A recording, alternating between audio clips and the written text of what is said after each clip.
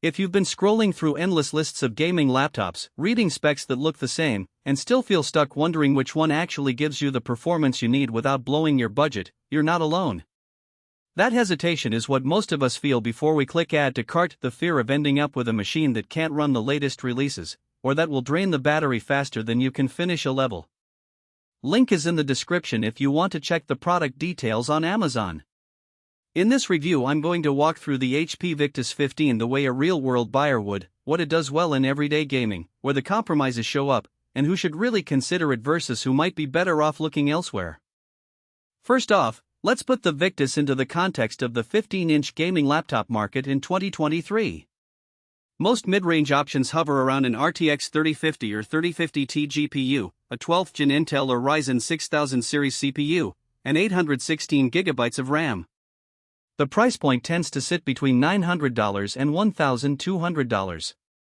The sweet spot for many gamers is play every new title at 1080p with decent frame rates while still being portable enough to carry to a coffee shop or a dorm room. Anything above that quickly escalates into a desktop replacement tier that adds weight, heat, and a price tag that most casual players aren't ready to justify.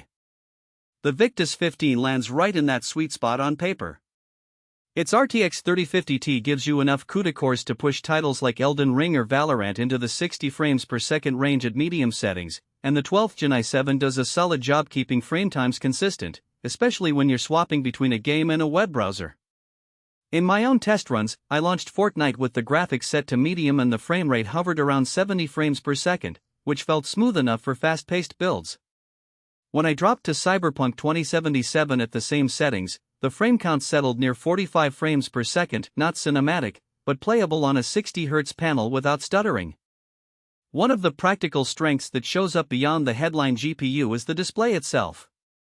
HP's Full HD IPS panel on the Victus delivers crisp colors and good viewing angles, which matters when you're gaming on the couch with friends or streaming a game to a second screen. The 19201080 resolution keeps the pixel load manageable for the RTX 3050 Ti, meaning the GPU isn't forced to overwork to push a higher resolution image. That also translates into lower power draw, which helps the laptop stay cooler during longer sessions. Heat management is another area where the Victus tries to differentiate itself. The chassis incorporates an enhanced thermal design with dual fans and a copper heat pipe that directs hot air away from the keyboard.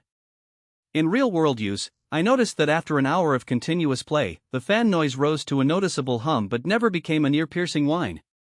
The surface temperature under the palm rest stayed comfortably warm rather than hot, so you can actually type or chat without pulling your hand away. That kind of thermal balance is often missing in cheaper models where the fans either stay silent and throttle performance or spin up to a scream. Now let's talk about where the Victus feels a little thin. The base configuration ships with just 8GB of DDR4 RAM. For most modern games, 8GB is still the minimum you'll see recommended, but it leaves little headroom for multitasking. If you're the type who keeps Discord, a browser with multiple tabs, and a game running simultaneously, you'll likely hit a bottleneck and see stutter or longer load times. Upgrading to 16GB is possible, but it adds to the overall cost and isn't something you can do on the fly. You have to open the chassis, which some users find intimidating. Storage is another trade-off. A 512GB SSD gives you quick load times and snappy OS boot, but modern game installations can easily eat up 100GB each. After installing a handful of AAA titles, you'll find yourself juggling space and possibly needing an external drive or a second internal SSD.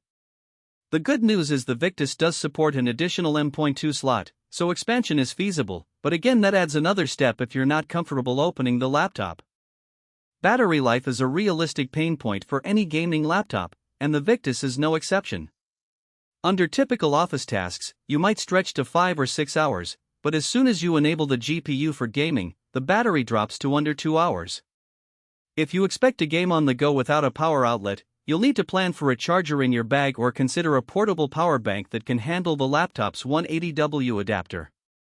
For most students or gamers who have a desk setup, this isn't a deal breaker, but it's worth keeping in mind. So, who should actually buy the HP Victus 15? If you're a college student who wants a single machine for